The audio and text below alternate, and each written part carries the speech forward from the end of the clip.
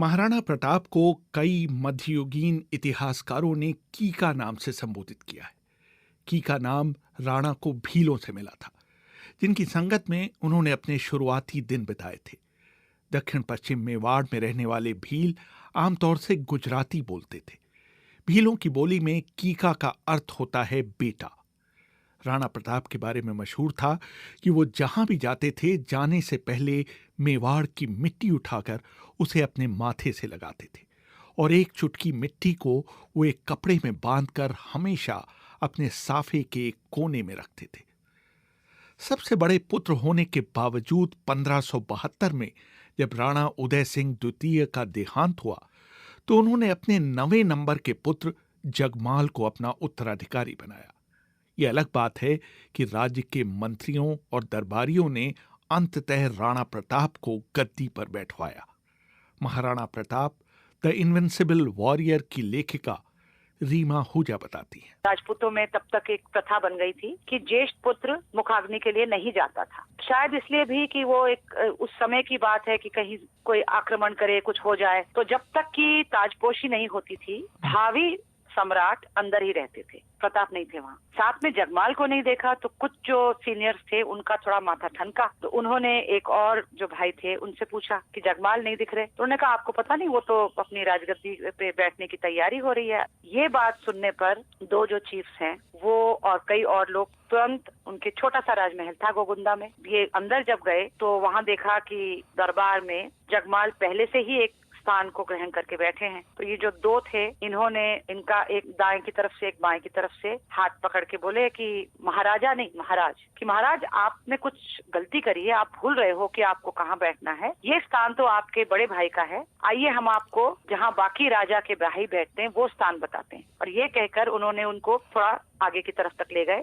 तो जगमाल उस वक्त बहुत गुस्से में आकर कुछ कह नहीं सकते थे। ये भी एक चीज है कि सबके सामने क्या बोले, तो वो गुस्से में लाल पीले जिसको कहते हैं होकर और वहां से निकल गए। बाकी इन लोगों ने कुंवर प्रताप को ढूंढने की कोशिश की और वो गोगुंदा के बाहर ही एक बावड़ी है, वहीं पे महादेव का मंदिर है, तो वो वहां पर थे क्योंकि वो मेवाड़ छोड़ने की तैयारी में थे। सबने इनको रोका और वहीं पर एक पत्थर पे इनको आसीन करके और राज अभिषेक उसी वक्त वहीं के वहीं करा। इसके बाद जगमाल ने गुस्से में मेवाड़ छोड़ दिया और अकबर ने उन्हें जहाजपुर की जागीर उपहार में दी। राणा प्रताप के राणा बनने से 4 साल पहले ही 1568 में मेवाड़ की राजधानी चित्तौड़ पर मुगलों का कब्जा हो चुका था। गद्दी संभालते ही राणा प्रताप ने एक तरफ मुगलों से संघर्ष की तैयारी शुरू कर दी तो दूसरी तरफ खड़ी फसल को नष्ट करने का आदेश दिया ताकि अकबर की फौज को रसद मिलने में दिक्कत हो। उस क्षेत्र में जहाँ पे मुगलों का कब्जा हो रहा था, उसको गांव वालों को कहा इसको छोड़ छोड़ के आप लोग निकलो ताकि खेती करने वाले कोई नहीं हो। और जब हल्दी घाटी पर जब आक्रमण के लिए मुगल सेनाएं कूच करती हैं अजमेर से, तब तो उन्होंने बिल्कुल ही जिसको कहते हैं कि भूमि को नष्ट करने के हिसाब से स्कॉच्ड अर्थ पॉलिसी, कि जो जो खड़ी फसल है उसको जला दीजिए, कुएं बावड़ियां जो हैं उनको या तो उनको तोड़ दिया जाए, उनमें पत्थर डाल दिया जाए, उपजाऊ भूमि को जिस तरह से भी हो उपजाऊ नहीं छोड़ें। कुछ इतिहासकारों ने इस चीज पे ध्यान आकर्षित किया है कि लगता है कि मेवाड़ का जो राजकोष था वो ना तो चित्तौड़ के पतन के वक्त, ना ही बाद में किसी भी समय हल्दीघाटी के बाद भी मुगलों के हाथ पड़ी, क्योंकि अगर होता तो इस चीज का बहुत जोर शोर से मुगल साइड से भी बात आती और मेवाड़ साइड से भी बात आती। अकबर ने 1573 से 1575 के बीच प्रताप के पास अपने 3 दूत भेजे, राजा मानसिंह, उनके पिता राजा भगवंत दास और अकबर के नवरत्नों में से एक राजा टोडरमल। लेकिन ये तीनों ही प्रताप को मनाने में असफल रहे। मानसिंह की मेवाड़ यात्रा का बहुत रोचक वर्णन अमर काव्य वंशावली और राज रत्नाकर में मिलता है। महाराणा प्रताप ने मानसिंह के सम्मान में उदय सागर झील के किनारे भोज का आयोजन किया था। जब भोजन परोसा गया तो महाराणा की जगह उनके बेटे अमर सिंह आए। जब मानसिंह ने महाराणा प्रताप के बारे में पूछा तो उन्हें बताया गया कि उनके पेट में तकलीफ है, इसलिए वो इस भोज में शामिल नहीं हो पाए हैं। मानसिंह ने इसे अपना अपमान समझा और वो बीच में ही भोज छोड़कर चले गए।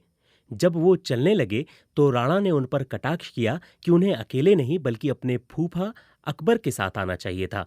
मानसिंह के जाने के बाद प्रताप ने उन बर्तनों और प्लेटों को धुलवाया जिसमें उन्हें खाना परोसा गया था, ताकि उनकी नजरों में उस पाप को धोया जा सके जो उन्होंने अपनी बुआ को शादी में सम्राट को देकर किया था। इस कटुता की परिणति हल्दी घाटी की लड़ाई में हुई, जहां 21 जून 1876 की तपती दोपहरी में दोनों फौजें आमने सामने खड़ी हुईं। मुगल फौज का नेतृत्व कर रहे थे राजा मानसिंह। मुगलों को शुरुआती सफलता तब मिली जब मेवाड़ की फौज का मुख्य हाथी रामप्रसाद का महावत एक तीर से मारा गया। इस घटना का विवरण अब्दुल कादिर बदाऊनी ने मंतखब उत तारीख में दिया है। मानसिंह बहादुरी दिखाते हुए अपने हाथी को आगे ले आए। राजपूतों ने उनको रोकने के लिए हाथियों का ही इस्तेमाल किया। इस बीच मानसिंह की मदद के लिए हाथियों के कमांडर हुसैन खान भी आगे आ गए। मुगलों के एक हाथी ने राणा की फौज के मुख्य हाथी पर जबरदस्त हमला किया, जिसमें उसका महावत मारा गया। मानसिंह की सेना का एक महावत उस हाथी पर सवार हो गया और वो उसे मुगल सेना की तरफ ले गया। बाद में जीत की खबर राणा के रामप्रसाद हाथी के साथ मेरे जरिए बादशाह अकबर को भेजी गई। इस बीच चेतक पर सवार महाराणा प्रताप हाथी पर सवार मानसिंह के सामने आ गए।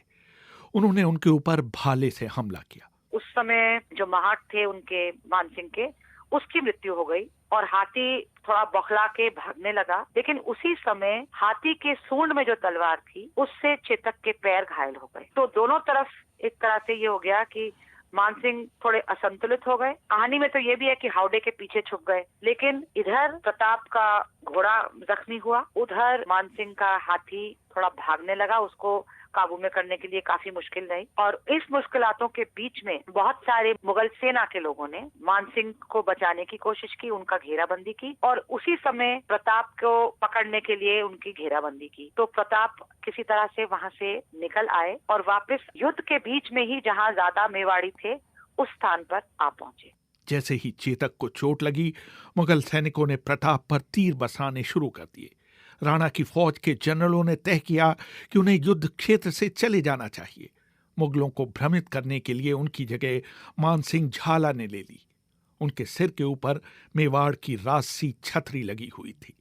महाराणा को एक तरह से विवश किया गया कि आपको एक टैक्टिकल रिट्रीट करनी पड़ेगी, आपको रणभूमि इस समय छोड़नी पड़ेगी ताकि आप पुनः लड़ सकें। और अगर आप भी यहाँ पे काम आ जाते हैं, समाप्त हो जाते हैं, तो हो सकता है अकबर जगमाल को गद्दी दे दे। तो ऐसी स्थिति में महाराणा प्रताप को निर्णय जिसका भी है, महाराणा प्रताप ने रणभूमि छोड़ी। विदा ने सारे जो छत्र छवर जो होता है वो पहने और वहीं पे वो शहीद हुए हैं। और इसी को लेकर बाद में उस परिवार, उस कुल को, उनके वंशजों को वही अधिकार दिए गए, उनको राजराणा भी कहा गया। उधर चेतक, जिसके पैरों से बेइंतहा खून निकल रहा था, प्रताप को अपने ऊपर बैठाकर सुरक्षित स्थान पर ले गया।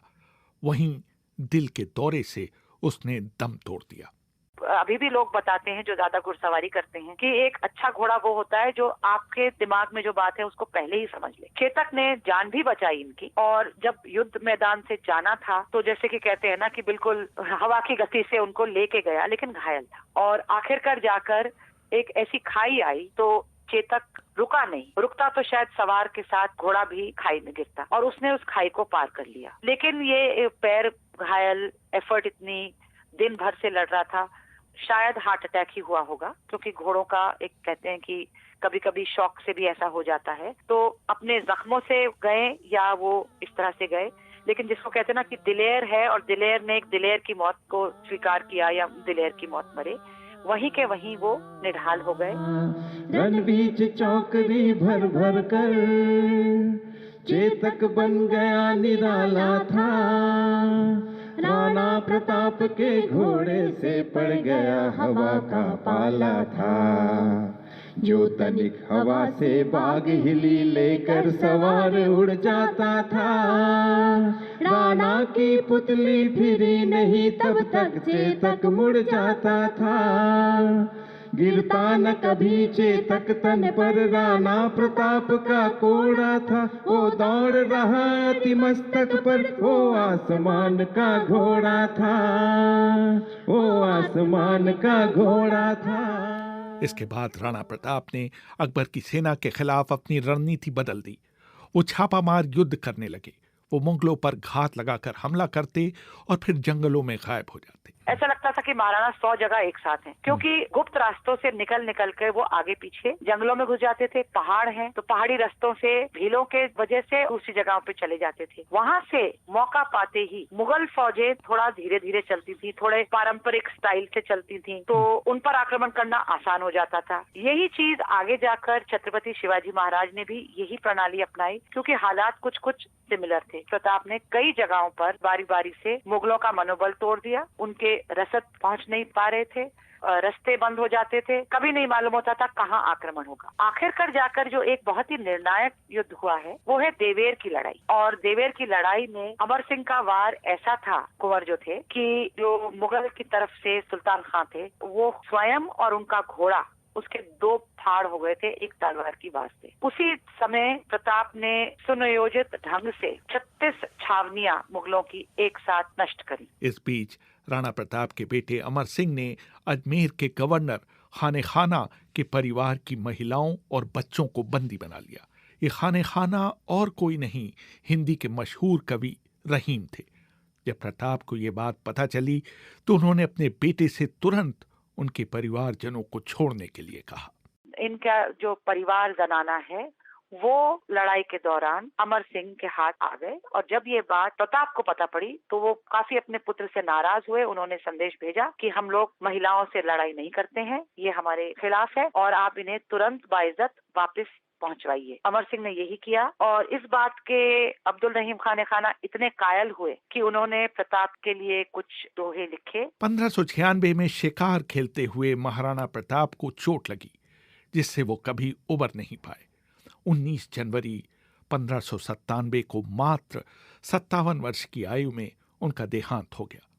अकबर को ये खबर लाहौर में उनके दरबार में दी गई। तो ये उस वक्त अकबर लाहौर में थे और राजस्थान के एक कवि दुरसा आड़ा उस वक्त उनके साथ ही थे। जब ये समाचार पहुंचा तो दुरसा आड़ा और ज्यादातर जो चारण भाट हैं ये उसी समय कविता रचना करते थे और उसी समय सुनाया करते थे। तो उन्होंने खड़े होकर और भरे दरबार में ये बात कही है, प्रताप गोहिलोत राणा तुम जीत गए हो। तुमने कभी अपने घोड़े पर शाही मोहर जो दाग जो होता है नहीं लगने दिया। तुमने कभी आके शाही झरोके के नीचे अपनी इल्तिजा नहीं करी। तुम कभी नौरोज में मिलने नहीं आए, और आज जब तुम्हारी मृत्यु का समाचार दरबार में आया है तो देखो बादशाह का देखो सिर झुक गया है, देखो उसकी आंख से अश्रुधारा टपक रही है, देखो उसने अपनी दांतों तले अपनी जबान को ले लिया है। प्रताप तुम जीत गए। दाम कितना भी भला कोई लगाए,